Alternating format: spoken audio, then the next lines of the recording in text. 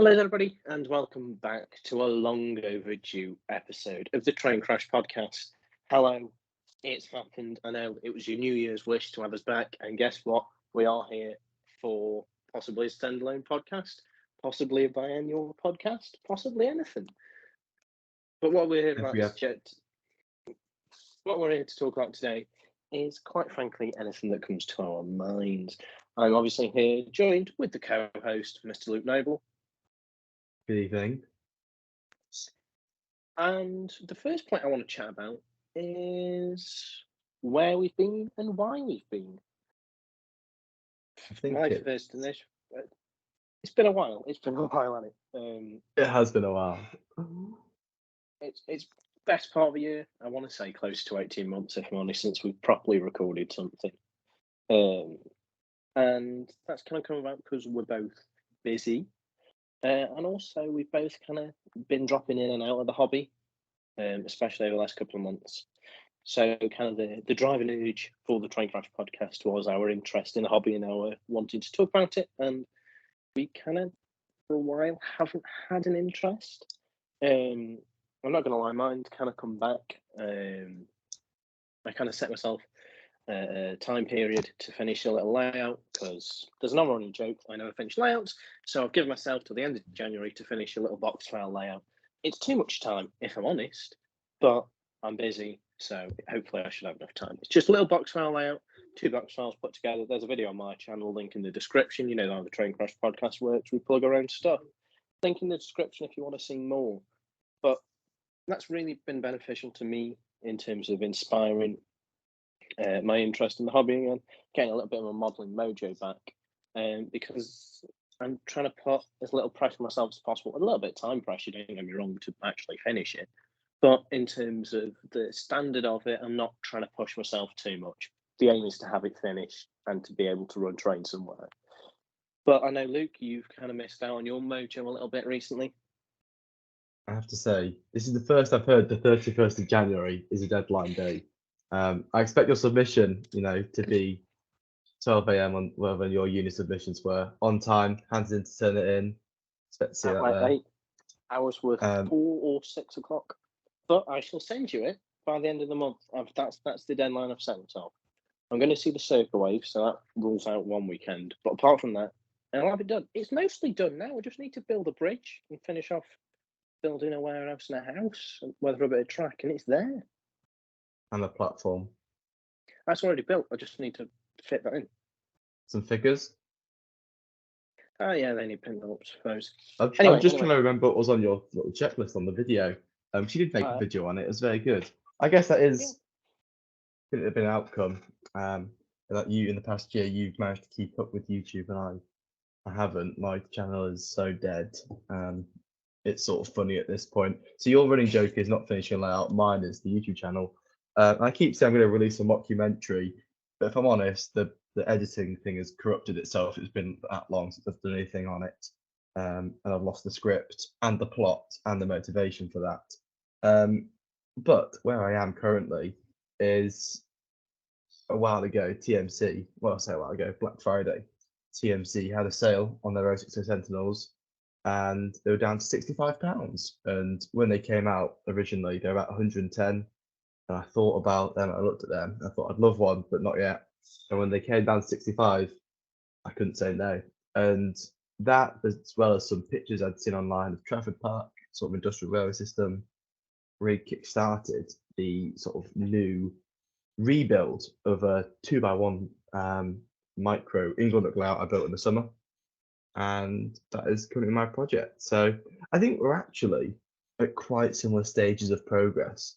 We've sort of track is down. Well, I need to do a bit of ballasting on the additional point. Track is down.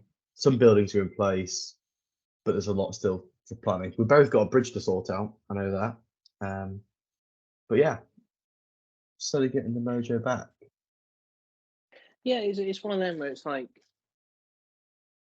I think it's interesting because I think one of the main reasons for me kind of waking myself out around my little lack of mojo was I had my Planet Industrials Kerr Stewart Victory delivered, which incidentally I ordered on one of the OG podcasts just before we started recording, which shows how long ago that was and how long it's been since they came out, since they were announced. And it was just a bit sad not having anywhere run it properly. But now I completely know what you mean. It's I sometimes find with layouts that I get to a point where I'm happy with the base and then don't really play with it much from there. Hence why I'm trying and giving myself a deadline. As like I say, it's a very generous deadline.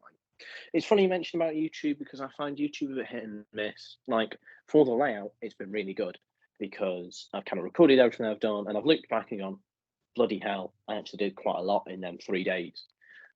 But sometimes like I'm sitting on videos that are pretty much recorded. It just needs a little bit of music putting in the background, but I'm not entirely happy with them. And I think YouTube can sometimes kill your urge to do modeling. I've seen a couple of other people discuss this, but it's like it's an extra thing to think about. And considering modeling is your hobby, video production kind of becomes your hobby as well. And sometimes it can kind of kill the urge to do either because it's more work. And I'm by no means saying my videos or these videos or anything are massively difficult technical things to edit and mix and whatever, but you have got to find an hour or so to do your voiceovers for a 10-minute video and all the editing. Probably close to an hour and a half, 2 hours in my case anyway, because I stumble a lot over my words. And to find relevant music and relevant clips through your archive so people aren't just looking at black screen. It's one of them where it's like it becomes its own thing and it can become a bit overwhelming. But on the flip side, like I say, I found it quite useful for the box file in the sense that I'm quite proud of that 12-minute video because it does everything that I wanted it to. I was trialing different camera angles and things and different ways of doing videos. And it seems to have gone down quite well, which is always nice. But I do get what you mean. Sometimes YouTube can kind of kill the urge. Yeah. And I think it's so much easier to record a video onto the project. Let's say you've built a layout. It's so much easier to record a running session of said built layout than to think, I've got to plan these time lapses. You have to think about the camera angles of something you're going to do, but you've not even done what you're going to do yet. You don't know if it's going to work or not sometimes. And then you got to just hope all the footage just comes together. And I just don't know if I have a lot of modeling I do is really impulsive. Like I won't do any modeling for a month. Then on a night I'll build a warehouse, paint it, weather it, stay up late to get it done. And then the sort of burst makes it, I'm not very good at planning that sort of stuff. But I think, I don't want to say, make any promises, but I know I've mentioned this to you, but the layout I'm currently building is set in sort of like 80s, 90s. Like this is the sort of the decades where home video cameras became more accessible. And so it is on my mind that once that out is done, I would love to do an amateur home video style series of clips of the Sentinel, the locos work in the yard. I think that'd be really fun. I just don't think I can pull together project videos at the moment. Yeah, not at the moment. Yeah, it's one of those. Obviously, your videos are slightly different in the sense that, like, your mockumentary videos are mega and do go down really, really well.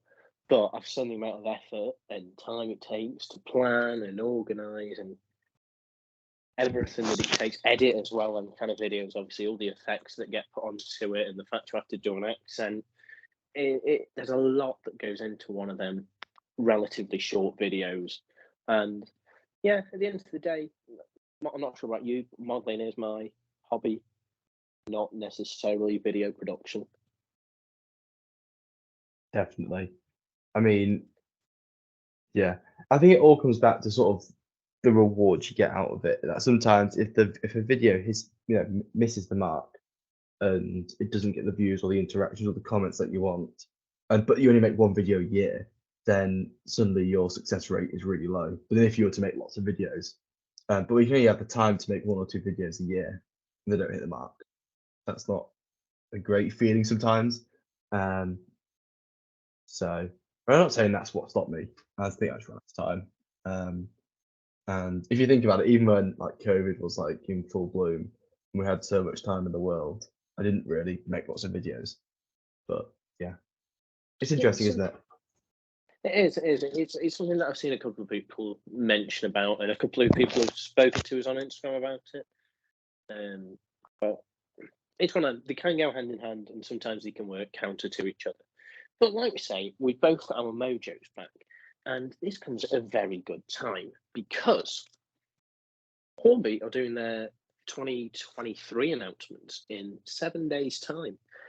Now, what we'd like to do is we'd like to make some rogue shouts, some predictions, some guesses for what will happen in these releases this year. So, Luke, any ideas? What do you think? Well, we called the 4-wheel Sentinel. We called the 6-wheel Sentinel. How frigging cool would it be if we got an 8-wheel Sentinel? That is rogue, and I'll accept that the 060 Sentinels have not gone down as well as what we might have liked. The 4-wheel ones are pretty OG. They're like the original industrial loco. But an 8-wheel Sentinel, so very unpredictable and unlikely, I would absolutely buy. An 8-wheeled one is because the more you think about it, the less sense it makes. Not masses were made. I think only 1 or 2 survive. But in the back of your mind, you do think, that's cool, that would be cool. That would be well cool to have one of them. It's not because I would like to line a 4-wheel, a 6-wheel, and 8-wheel up. It's got nothing to do with that photo. But it does a little Sentinel family. Fairness, they were on the Sentinel publishing documents, the servicing documents, with this 8-wheeled ones. One of my predictions, I'm going to go for an easy one. A lot of people have gone for this one, I think. Obviously, it's 100 years since the grouping, and I think in their TT range, which is something that's come about since last time we did a poddy, I reckon they're going to do a big locomotive from one of the big 4. So I appreciate they've already done an A3. I suspect they'll do an LMS specific, probably a West Country Battle of Britain, so Southern region, and they're probably going to do a King for Great Western.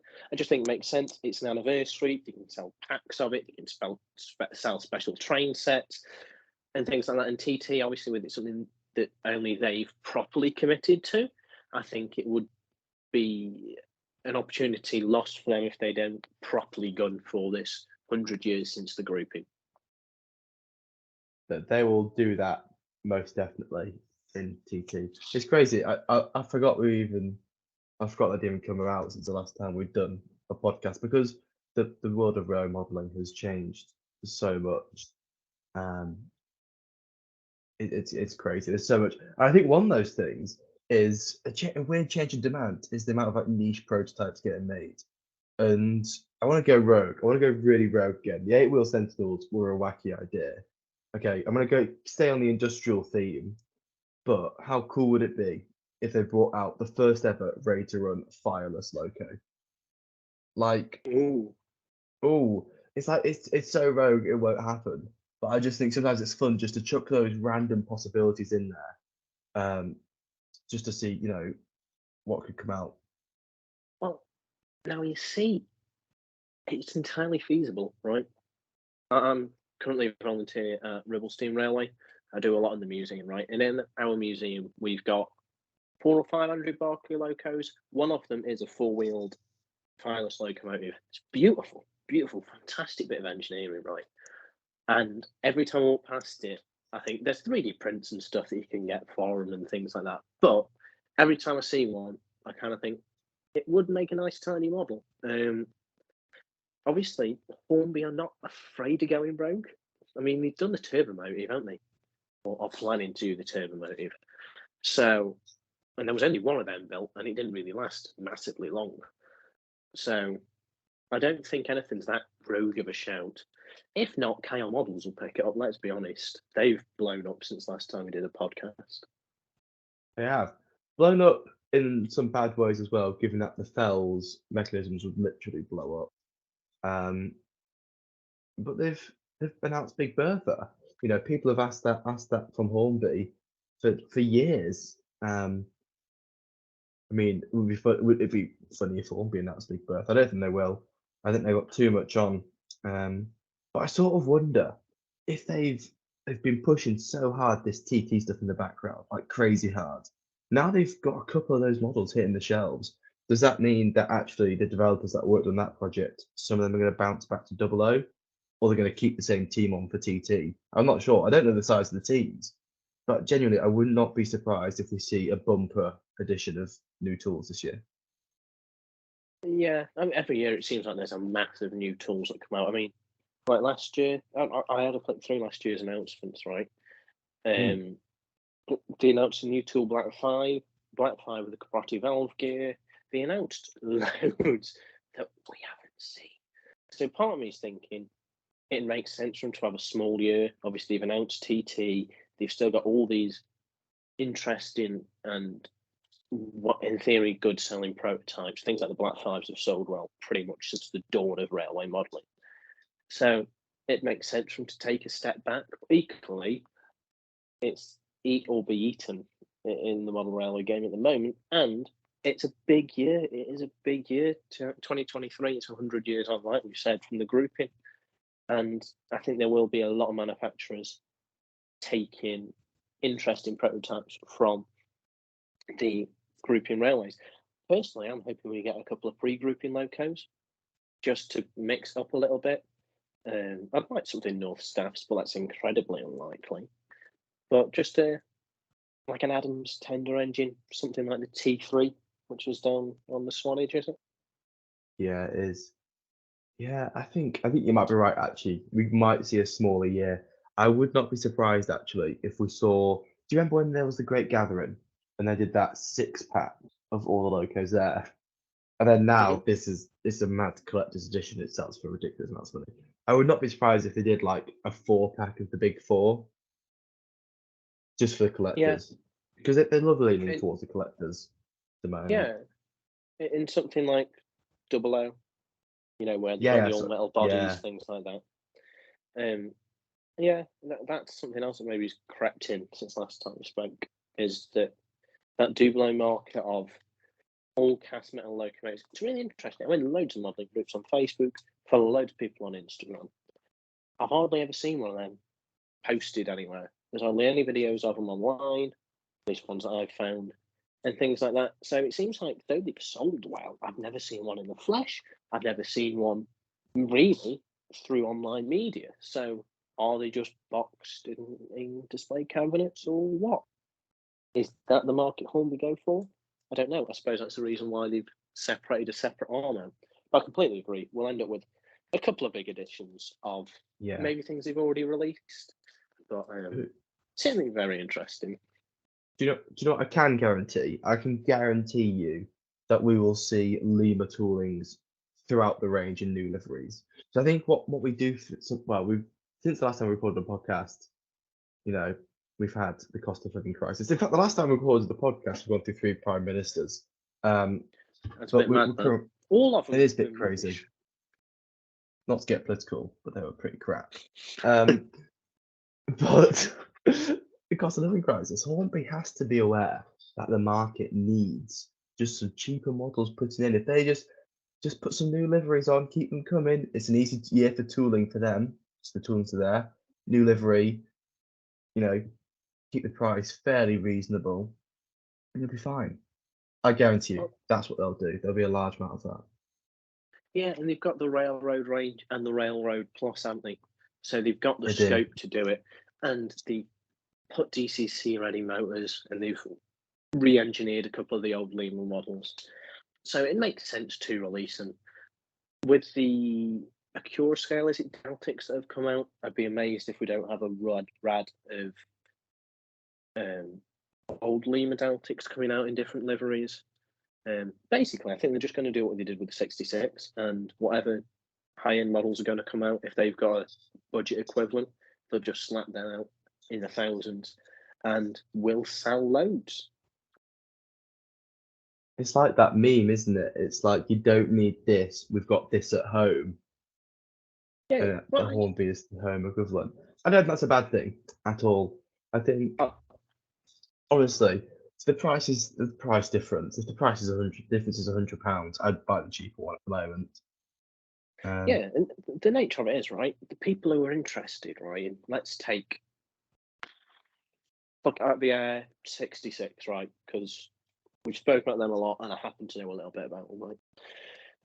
If you were to pull up somebody who's interested in buying a Hornby Class 66 and somebody who's interested in buying a Hatton's Class 66, they're different people.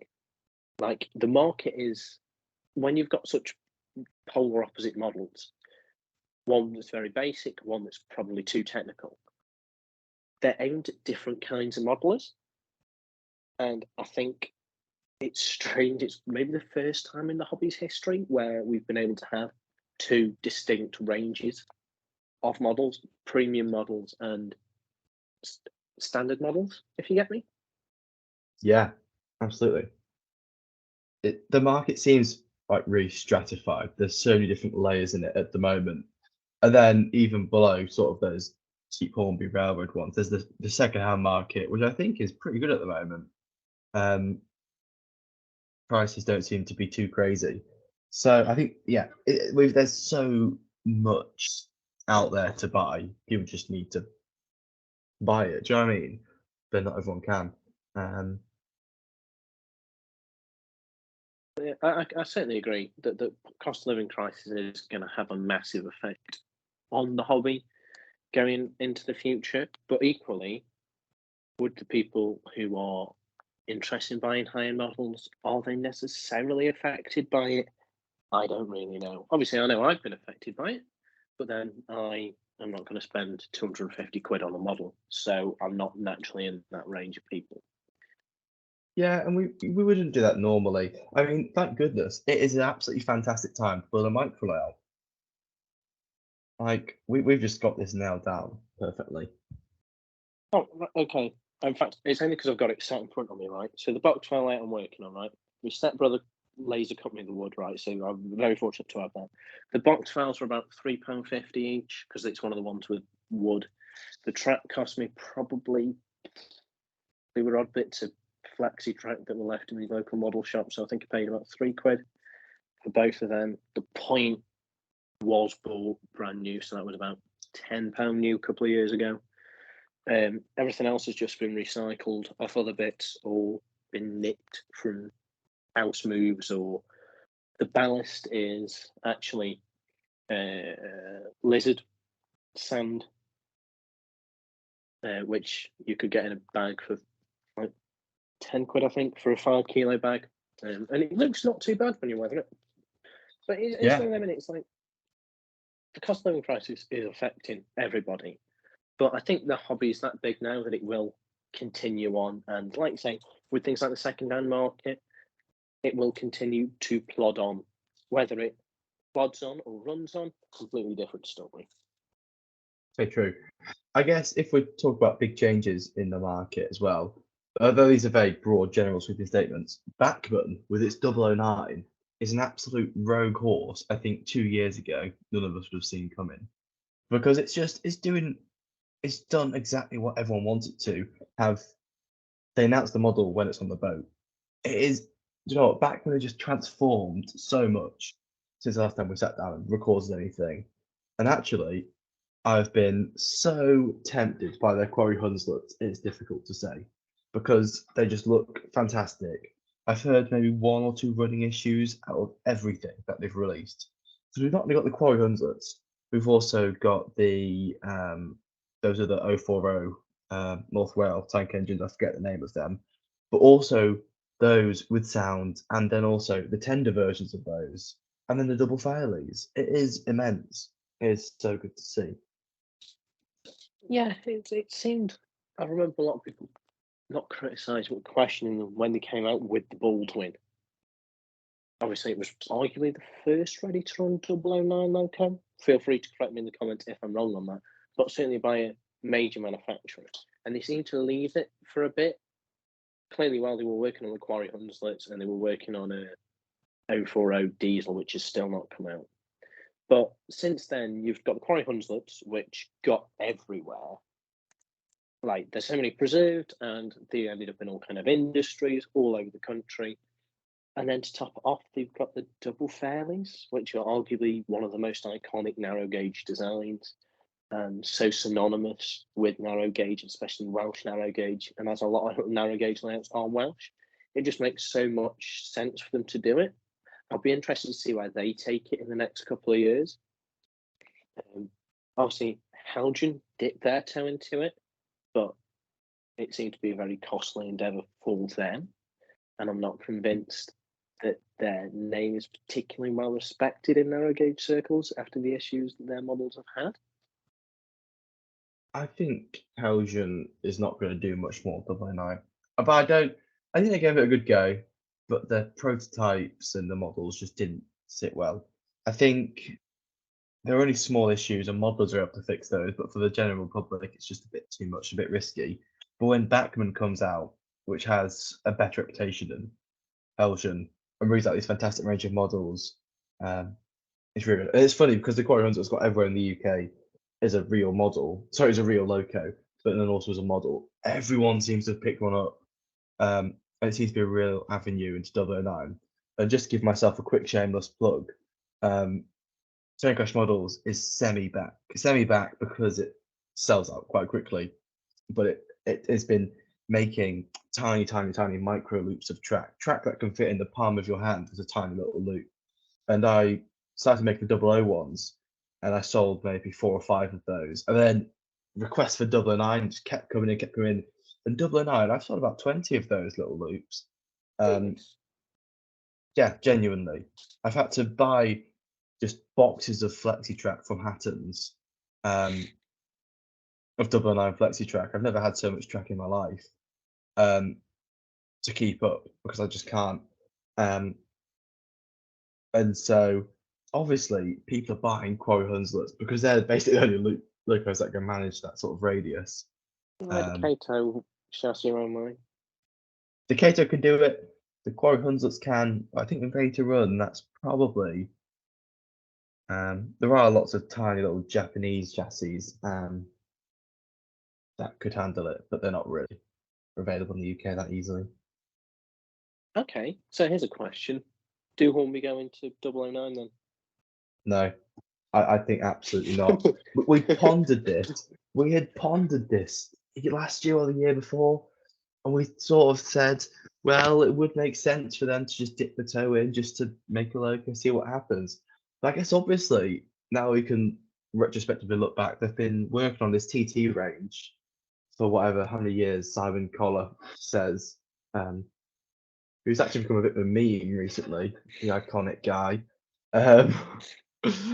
So I guess that makes sense. But I think Hornby gets everywhere. Yeah, it does. But I think they can't be doing 16.5 mil and 12 mil and 9 mil gauge stock. That's a bit too much, even for a big company to take on. I think Bachmann have got it right, 00, 009. And it makes sense as well because everything's still in 4mm scale. But Hornby's jumping around. Like if you think about it, if you're a Bachmann customer and you're loyal, you can buy all the Bachmann Scenecraft and mix and match with the 009, 00. The sort of one thing does everything in a way. The Bachmann doesn't need to make a new line of their Scenecraft figures to go with the 009 stuff. It's all the same stuff. But Hornby have just gone 2 completely different ranges. It's almost not a split in the company, but it's 2 very separate directions. I'm not a massive fan of TT. I'm not interested in it at all, if you can't tell. Well, I think it's been quite a big thing since the last time we did a podcast that it was announced and dropped, in the sense of it was delivered, not dropped in the sense that they stopped doing it. But neither of us were taken by TT. Obviously, both of us have been 00 modelers for a long period of time. And though TT obviously offers more scope in a small scale, it didn't really lure both of us in. Part of the reason it didn't lure me in was that the only small loco they were doing was a Class 08. And to really celebrate the tabletop idea, I'm amazed they didn't do even just something like a 4F or like a Q class or something like that, something 060 tendon loco, something that's physically smaller. I'm amazed they went straight in for all guns blazing A3s, A1s, that kind of thing. Yeah, you don't even have a logo to work your goods yard, which is unfortunate. But I think that's the thing, is we're established modelers in 4mm scale. I'd rather switch to Engage than TT. That's just because there's more out there and there's a second-hand market to support it, which is what we both look. I think we both look on eBay a lot. I've literally just had a notification through. I've also had a notification through. I don't know. It's funny if we're both watching the same thing. I was watching a Ruston. No. See, I wasn't. Oh, there's a Ruston on eBay, 31. Ooh. But it's someone stuck some massive like etched plates to it that are far too big on it. But it's fresh. It's for the chassis. I'm not gonna bid higher than 35. I just thought it'd be funny if we're both watching the same thing and both got the same announcement. No. That would almost be too good. So we have joked before that we could end up bidding against each other on eBay. If I'm honest, I do tend to tell you if I'm bidding on something on eBay just to try and avoid that. Yeah, I mean, thankfully we often different bits and stuff like that. But yeah, I'm conscious that time is getting on, and so yeah, it's the start of 2023. Just a couple really quick fire. What are your quick aims for the year, and what's your next project? Okay, so I'll go for my next project. The next project is to finish the box file. What I'd like to do is I'd like to paint myself up 2 back scenes, because I designed the layout so it could be viewed from either side. So either from the colliery side or the branch line side. So if you're looking from the colliery towards the branch line, I want to paint up a back scene that basically looks like a big building. I've had a look online. I might just buy myself a laser cut scratch aid for a factory and just detail that up. That might be a nice way of getting around the fact I don't have to have a back scene there. The other one, I've concluded I'm just going to have to paint one up, but I'm looking forward to it. I've never really painted back scenes. I know it's something that you do. You do it very well. So I shall be raging you for questions on that. But that's my most prominent project. The next project, apart from that, I've brought my Hardy's Hobbies Vertical Boiler Sentinel with me back up to my house from home. I'm going to finish that off, I think, just because, again, it's a project that's pretty much there. Just needs a little bit of a touch up on the weathering, crew add into it. And apart from that, it's sorted. But as per, my mind get taken by something else, and I won't end up doing either of them. My aim for the year is to finish off the box file, which I've obviously got January to give myself, and I've got one of the scale and bottle scenery layout baseboards that's got buildings, and that just needs putting together properly. So do that. Weather up my victory, but just stuck for inspiration on that, really. What about you? Okay, I've got sort of 3 bullet points, which sort of aims for the year and the next project combined. First of all is properly repaint a loco. I've got a 64XX pannier that might have a Lambton cab stuck on it. I'd like to get a 4-wheel Sentinel, and I'd like to repaint that. So one of those 2 probably. The second aim / goal is this micro nook needs steel traffic. It has steel traffic in through rolls and beams and whatever you call them, and out comes the finished product. I need to make all those wagon loads. I need to put some wagons together. I've ordered one off eBay, cheap to do up. So to get essentially get appropriate stock for the layout, which I don't have. Some stock I've got can be modified. Some stock needs to be sorted out. And sort of the final and biggest aim is to finish the micro nook engineering layout and maybe ponder an extension. Pondering an extension is still is still very much sort of on the table, but some sort of junction between the steelworks and like a secondary line, full BR Blue, fully signalled, like catch points, maybe overhead wires. I don't know. Maybe somehow linking up to the East Coast Main Lines. There's a few industries that cling on to the East Coast Main Lines going to Newcastle. That's on the cards. But that is it really. Just those three aims, but most of all to get the micro nook finished. No, well, you see, what you've done there is we've both set ourselves quite specific aims. And when we come to record the next podcast, which will probably be the 3rd of January 2024, we can come back and see whether we've actually completed them.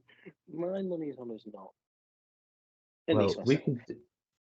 Well, what we'll do is we'll just put the video on private, and then people can never know how hard we failed.